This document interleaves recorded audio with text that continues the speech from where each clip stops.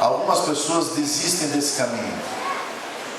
Alguém poderia dizer assim: pastor, isso é muito fácil. Essa resposta é fácil, porque Deus deu a liberdade de escolha. Então, existem pessoas que aceitam que Jesus é o caminho, a verdade e a vida. Existem algumas pessoas que aceitam que a Bíblia é inspirada por Deus, proveniente do fôlego de Deus. E tem outras pessoas que livremente, conforme a liberdade de escolha que Deus deu, seguem um outro caminho. Esta é uma parte da verdade. Ela não é uma verdade completa. E infelizmente, eu preciso apresentar para vocês a outra parte antes de nós sairmos. Alguns anos atrás, uma igreja, mas não era a comissão da igreja, o representante dos pais, representantes de líderes da igreja, representantes dos jovens da igreja se reuniram para ajudar aqueles que aceitaram o batismo, aceitaram a verdade bíblica, mas por um motivo ou outro desviaram-se do Senhor. Havia um problema muito sério naquela comunidade. Sabe qual era o problema? Alguns estavam envolvidos em baladas, não só nos sábados à noite, mas em outros dias também. Não achavam que teria problema ir na igreja no sábado pela manhã e ir na balada no sábado à noite.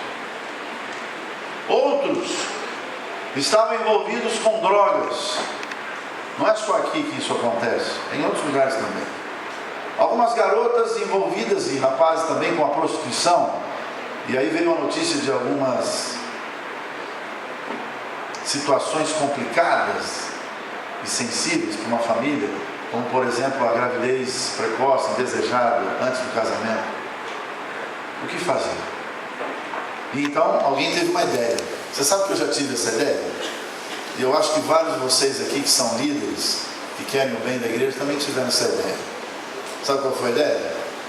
Vamos trazer os melhores oradores para falar a linguagem do povo. Vamos trazer os melhores cantores. Então, se fosse aqui em Ribeirão Preto, vamos imaginar quais os cantores que a gente devia trazer aqui. Outro dia, e eu sou amigo dele inclusive, eu vi esse cantor indo para um determinado evento. O nome dele é Leonardo Gonçalves. Já ouviram falar dele?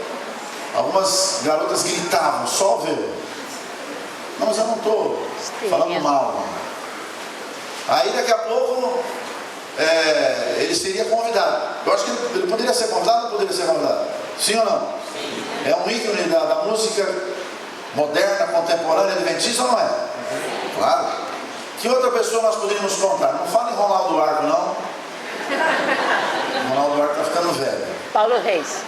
Paulo Reis está bem mais velho. Nós vamos falar na Rafaela Pinho. Bonita essa menina, não é? Humilde, cristã, e canta para louvar o nome do Senhor. Vamos convidá-la? Vamos imaginar que estivesse com essa reunião. Vamos convidá-la? Vamos convidá-la. Eu acho que tem um quarteto que tem que se cuidar, porque o Advir está cantando bem, tá? Nossa, muito. Nossa, como disse a irmã aqui, está cantando muito bem. Mas nós temos um quarteto oficial da igreja. Esse quarteto é o quarteto Arautos do Rei, o Tarsis, né? Vamos convidá-los? Vamos convidá-los. Temos um novo tom. Quem sabe eu esteja esquecendo. Você entendeu o raciocínio meu aqui? Está entendendo? Então nós vamos trazê-los num final de semana prolongado. Por quê? Porque nós temos que ajudar as pessoas que estão fora da igreja. As pessoas que um dia acreditaram que a Bíblia Sagrada é verdade, é inspirada por Deus. E hoje não sei porquê, não estão mais seguindo a fé. Qual seria um dos oradores? Pastor Alejandro Bulhão poderia vir? O que vocês acham? Um dos maiores pregadores do mundo. Pastor Ivan Saraiva, quem sabe o Dailson Fonseca. Eu estou lembrando de alguns ícones aí. Luiz Gonçalves, Roberto Mota. O nosso ícone aqui, pastor Pereira. José Pereira. Exato. A nossa filmadora aqui está ligada. Está ligada. Aí o que acontece? A igreja é muito pequena para receber esse povo todo, porque se você contar na secretaria quantas pessoas estão fora, não cabem aqui. E aí tem que abrir um centro de convenções. Se não tem na cidade, tem que construir. Mas eu acho que tem uma cidade como Ribeirão Preto. Isso aconteceu, viu, gente? Eu não estou criando aqui uma imaginação. Isso aconteceu no interior de um estado, num lugar distante aqui. Os pregadores vieram, eram os melhores. Você sabe que teve empresário que tirou dinheiro do bolso para pagar, porque é avião, é hotel, é um monte de coisa, né? Tem alguns desses cantores que cobram ali um valor e tal, a gente tem que respeitar aquela coisa toda. E aí vamos trazê-los. Um painel, ar-condicionado, bem que a igreja aqui também tem ar-condicionado, a gente se sente bem, né? E o programa teve um sucesso, casa lotada, todos os dias, todas as noites. Quando entrava um cantor, um quarteto, um conjunto, era sucesso total. Quando terminou o congresso, a liderança chorou, se emocionou, se abraçou e agradeceu a Deus, como já aconteceu comigo várias vezes. Só que aí, depois de menos de 3 meses, eles observaram que aqueles que estiveram, e todos vieram, todos afastados, todos os jovens, todos os irmãos, aqueles que cantaram no coral, que fizeram parte do Clube dos Bravadores e outras atividades mais. E eles descobriram que aqueles que estavam envolvidos com drogas, continuavam envolvidos com drogas. E aqueles que não estavam envolvidos, nem todos, mas alguns aceitaram e ficaram adeptos das drogas. As garotas puxaram algumas para as baladas. Gente, foi um negócio desesperador, porque o dinheiro foi gasto, foi investido, e a pergunta que veio, não era uma comissão de igreja, uma representação de vários grupos. A pergunta era o seguinte: e agora? O que nós vamos fazer? Você acha que um programa muda a vida de uma pessoa? Eu, nesses últimos meses, estou feliz por um lado e triste por um outro. Feliz porque descobri algo tão óbvio, mesmo nascendo nessa igreja, e triste porque eu perdi muito tempo da minha vida. Sabe o que eu aprendi? Eu aprendi que existe uma função da igreja, uma responsabilidade que foi esquecida. Sabe por quê? Porque no meio do choro, da angústia, da ansiedade, o que vamos fazer? Uma pessoa levantou a mão e disse assim: por que a gente não acredita mais nas pessoas? Por que a gente não respeita mais as pessoas? Por que a gente não ouve mais as pessoas? Por que nós somos tão centralizadores, tão inseguros? E aí esse senhor disse assim: por acaso vocês sabem o nome, por exemplo, dos jovens da igreja? Não me respondam, mas eu quero fazer a mesma pergunta para vocês. Vocês conhecem o nome, pelo menos o nome dos jovens e adolescentes da nossa igreja aqui? E ele fez uma proposta, um desafio. E pela graça de Deus eles aceitaram, porque eles podiam não ter aceito. Nós vamos nos envolver com os jovens. Nós vamos ouvir os jovens. Nós vamos acreditar nos jovens. Você entendeu? Nós vamos estar atentos às necessidades dos jovens. Nós vamos fazer parte da vida dos jovens. Nós vamos saber o nome desses jovens. Não vamos criticá-los. Não vamos humilhá-los. Nós vamos amá-los. Sabe o que eu aprendi? Que eu não sei amar.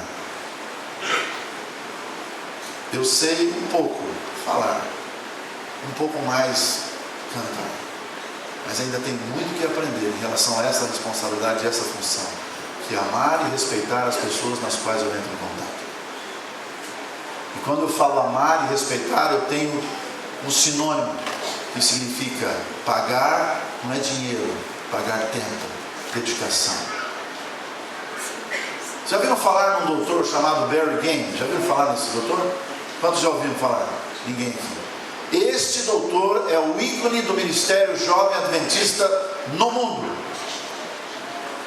Já falei o nome dele. Ele já foi um jovem. Já foi alguém que recebeu estudos bíblicos, como vocês. já foi alguém que aceitou o batismo. E ele, como alguns, no meio dessa caminhada nesta terra, também desistiu da fé, também desistiu desse livro sagrado, desistiu da família, desistiu de Deus, desistiu da igreja, desistiu inclusive da sua linda e maravilhosa namorada. E saiu. Isso aconteceu na Austrália. Ele se tornou um tipo de mochileiro, sabe? E ele queria aventurar e teve várias experiências.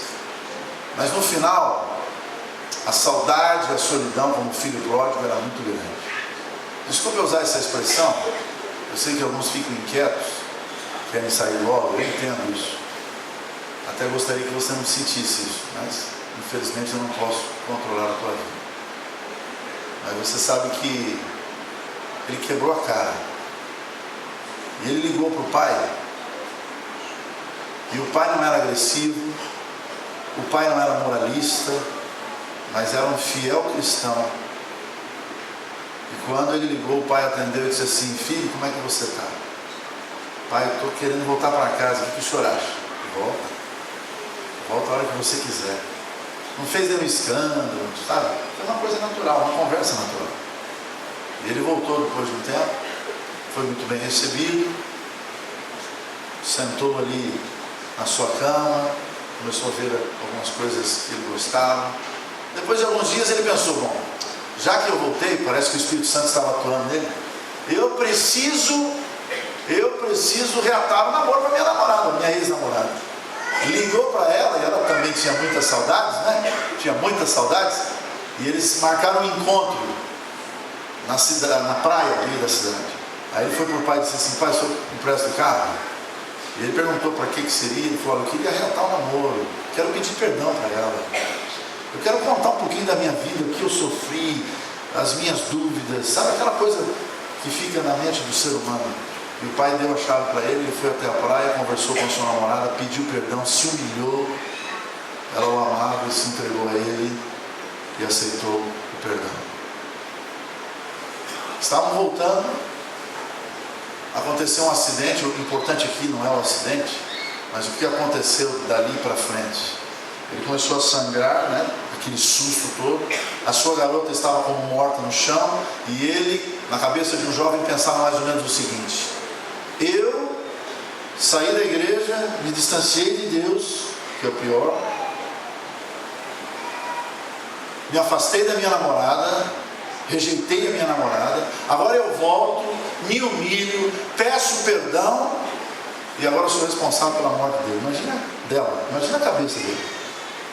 E aí pegaram o corpo da sua namorada e colocaram dentro da ambulância, e colocaram ele também, porque ele depois teve que passar por uma pequena cirurgia, e ela uma maior cirurgia. Ele chorava e orava dentro da ambulância, dizendo o seguinte: Senhor, se o Senhor fizer um milagre na vida da minha namorada, preservar a sua vida, ela estava inconsciente, ele achava que estava morrendo, ou estava morta, eu vou entregar o meu coração a Jesus. Já viu essa história? Eu vou mudar de vida, eu vou me comprometer com a palavra de Deus, eu vou servir a Cristo. Meus queridos amigos, o milagre aconteceu, ela se recuperou, ele passou muito bem pela cirurgia, mas ele não voltou para Deus, ele não voltou para a Bíblia, ele não voltou para a igreja da verdade. Pergunta: o que estava acontecendo com Barry Game, que hoje é um ícone do ministério, um jovem mundial? Sabe o que estava acontecendo com ele? É onde eu quero chegar. Eu queria que você se acalmasse um pouco, mesmo que você seja convidado a uma visita, mesmo que você não seja batizado ainda, mesmo que você seja líder da igreja, mesmo que você seja um jovem ou alguém que já está há muito tempo aqui na igreja de Grampo. Eu queria que você se acalmasse um pouco. Eu quero dizer para vocês que o problema de Barry Game é que ele tinha raiva de um diácono da igreja. Ele tinha vontade de bater desse diácono na igreja. Sabe por quê? Porque quando ele entrava, a primeira reação do diácono era a seguinte: por que você está vindo com essa roupa? E alguns esquecem, né, que a casa de Deus é um lugar de ordem, é um lugar de reverência, mas é um lugar para pecadores. E ele pensou assim: eu tenho que me vingar desse homem, e eu quero dar um murro na cara dele. Desculpe usar essa expressão. Eu quero cuspir na cara dele. Eu não tenho nada com essa igreja. Olha como o inimigo trabalha. E a luta entre o bem e o mal. Ele um dia pegou a sua moto, colocou a roupa mais diferente possível e foi para a igreja.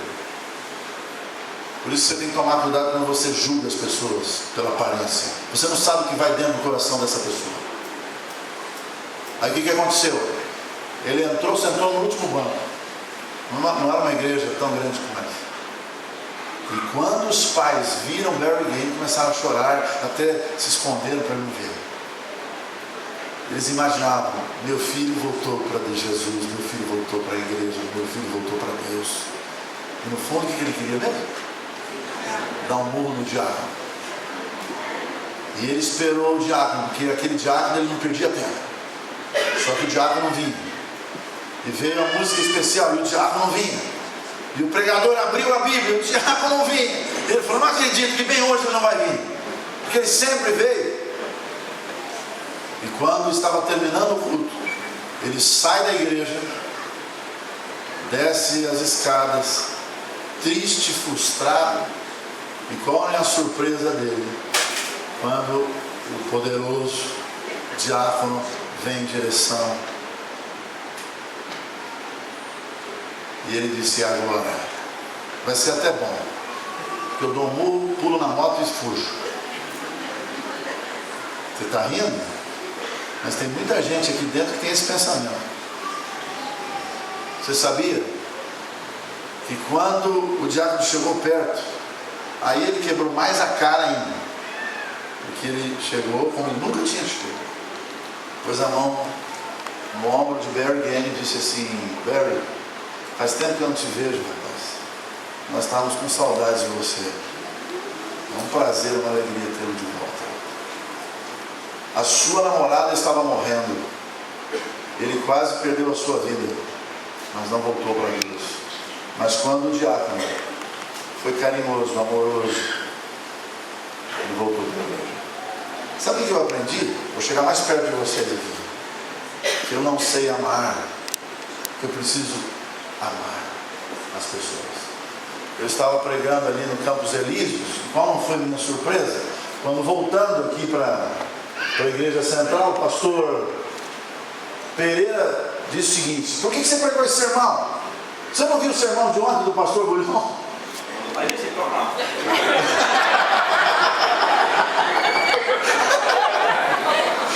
Esse aí é o diácono, né? Não, mas ele estava emocionado.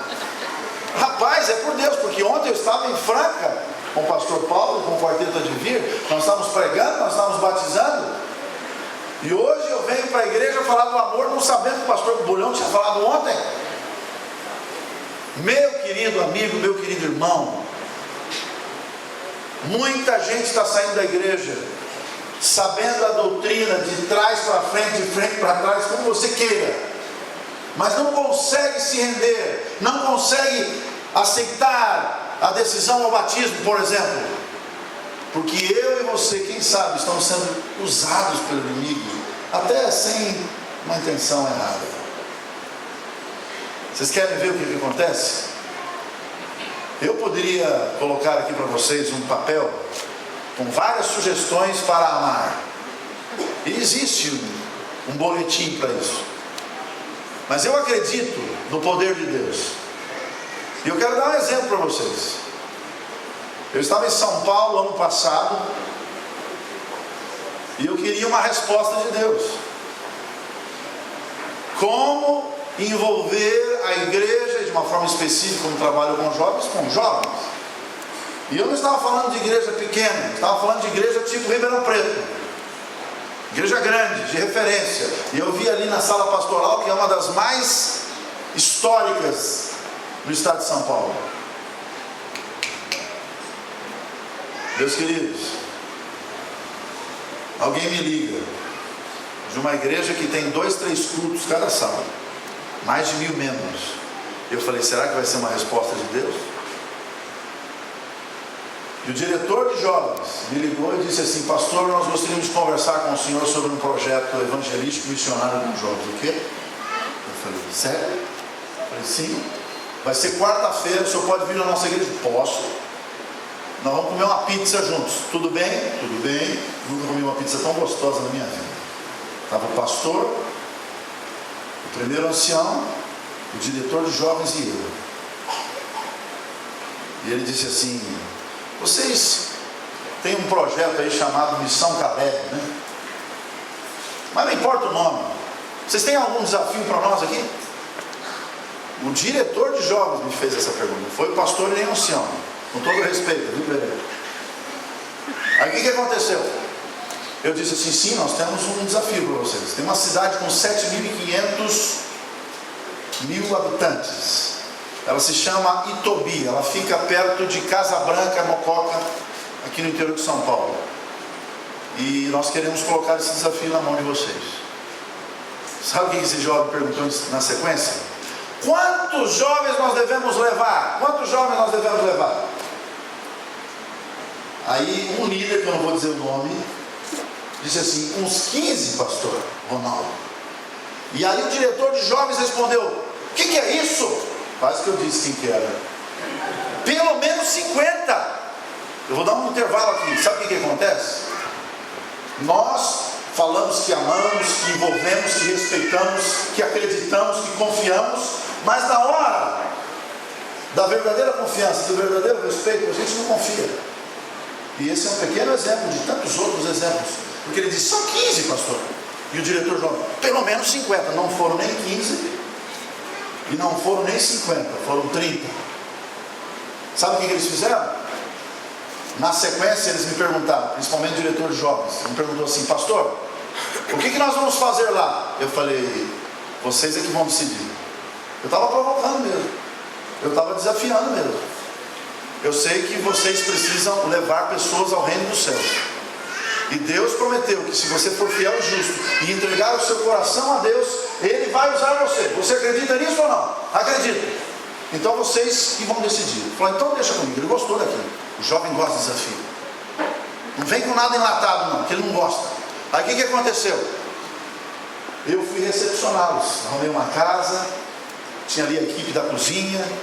E eu falei: meu Deus, o que vai acontecer? Porque a casa era meio assim, úmida, sabe? E o povo chique, vindo lá, empresário, não sei o quê. Eu falei: agora eu estou perdido. Quando eles chegaram, eles logo e rapidamente se acomodaram. Menina para um lado, rapaz para o outro, tinha toda a liderança formada. Não precisa pedir nada disso. Vocês estão com medo de quê? Aí sabe o que aconteceu? Escuta. Eles disseram assim: pastor, obrigado pela recepção. E nós vamos dominar essa cidade.